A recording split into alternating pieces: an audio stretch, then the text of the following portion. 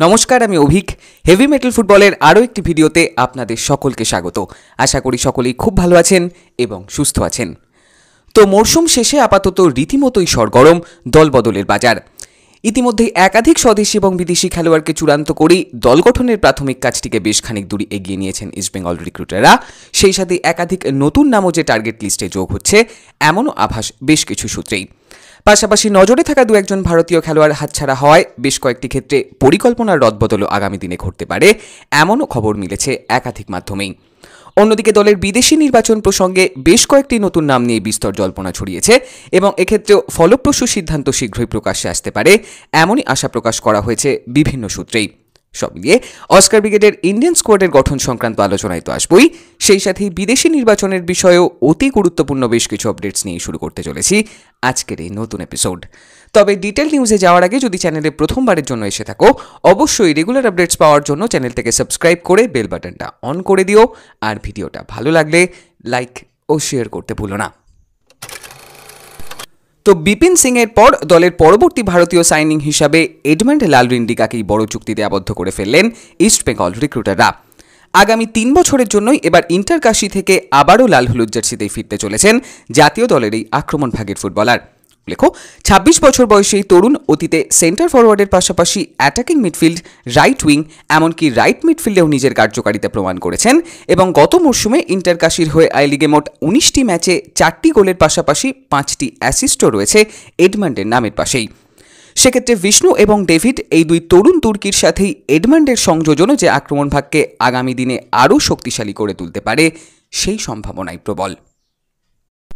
তবে attacking third নিয়ে চিন্তা কিছুটা কমলেও ডিফেন্সিভ অর্গানাইজেশন এখনও অনেকটাই মজবুত করা দরকার এবং এক্ষেত্রে বেশ কয়েকজনের সাথেই কথাবার্তা চললেও এখনও বিশেষ কোনো অগ্রগতি হয়নি বলেই আভাস একাধিক সূত্রেই। প্রসঙ্গত পাঞ্জাবের অভিষেক সিং প্রথম থেকেই নজরে থাকলেও তার ট্রান্সফার ফিজ নিয়ে এখনও দর কষাকষি চলছে বলেই খবর এবং এক্ষেত্রে পাঞ্জাবের অনমনীয় মানসিকতাই যে এই দীর্ঘসূত্রিতার কারণ সে উল্লেখ না করলেই নয়। অন্যদিকে চার্চিল ব্রাদার্সের রাইট ব্যাক লামগৌলেন হাংসিংও ম্যানেজমেন্টের নজরে থাকলেও বর্তমানে তিনি হায়দ্রাবাদ এফসিতেই যোগদান করতে চলেছেন এবং সেই সূত্রে এই পজিশনের নতুন ফুটবলারদের দিকেই নজর ঘোরাতে বাধ্য হচ্ছেন ইস্টবেঙ্গল ম্যানেজমেন্ট। এক্ষেত্রে চার্চিলেরই আরও এক সাইড ব্যাক লালরেম রুয়াতার সাথেও কথাবার্তা শুরু হয়েছে লাল হলুদ শিবিরের, এমনই খবর বেশ কিছু সূত্রেই। উল্লেখ্য কেবল ইস্টবেঙ্গলই নয়, আই লিগ ও আইএসএল এর একাধিক দলই 23 বছর বয়সী এই তরুণ খেলোয়াড়কে পেতে আগ্রহী বলেই খবর এবং সেক্ষেত্রে তরুণ এই লেফট ব্যাককে নিয়েও আগামী দিনে দলবদলের বাজারে কড়া প্রতিদ্বন্দ্বিতারই যে সম্মুখীন হতে হবে লাল হলুদ শিবিরকে সেই সম্ভাবনায় প্রবল। অন্যদিকে মেহতাব সিং অথবা রাহুল ভেকের দলবদলের বিষয়গুলি আপাতত আলোচনার পর্যায়ে এবং এই বিষয়গুলি নিশ্চিত হতে যে বেশ খানিকটাই সময় লেগে যেতে পারে এমনই আভাস একাধিক সূত্রেই। এখন দেখার দলের ভারতীয় শিবিরের শক্তি বৃদ্ধি নিয়ে আগামী দিনে কি কি সিদ্ধান্ত গ্রহণ করেন ইমামি ইস্টবেঙ্গল ম্যানেজমেন্ট।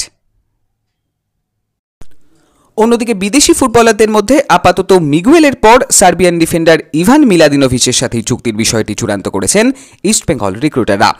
সেই সাথে দলের তৃতীয় বিদেশি হিসাবে প্যালেস্টাইনের মোহাম্মদ রশিদের সাথে কথাবার্তা কার্যত চূড়ান্তই এবং এক্ষেত্রে ভিসাজনিত কোনো সমস্যা না হলে 29 বছর বয়সী এই ডিফেন্সিভ মিডফিল্ডারই হতে চলেছেন অস্কার ব্রুজর নতুন হাতিয়ার।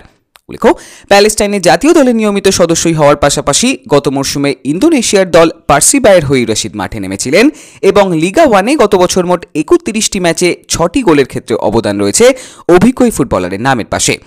মূলত ডিফেন্সিভ মিডিও হলেও রশিদ সেন্ট্রাল মিডফিল্ডেও যথেষ্টই পারদর্শী, এমনকি অতীতে সেন্টার ব্যাক হিসেবেও কিছু ম্যাচে তাকে ব্যবহার করা হয়েছে বিভিন্ন সময়। সেক্ষেত্রে মিগুয়েলের পর মাঝমাঠে আরও একজন ইউটিলিটি ফুটবলারের আগমন নিঃসন্দেহে স্কোয়াড ডেপথ অনেকটাই বাড়াতে পারে এবং এক্ষেত্রে রশিদের বিপুল অভিজ্ঞতাও দলকে আগামী দিনে যথেষ্টই সাহায্য করবে সে আশা রাখাই যায়। সেই সাথেই মরক্কান রাইট উইঙ্গার মুরাদ বাতনার সাথেও দলবদলের সম্ভাবনা নিয়ে কথাবার্তা শুরু করেছেন লাল হলুদ রিক্রুটাররা।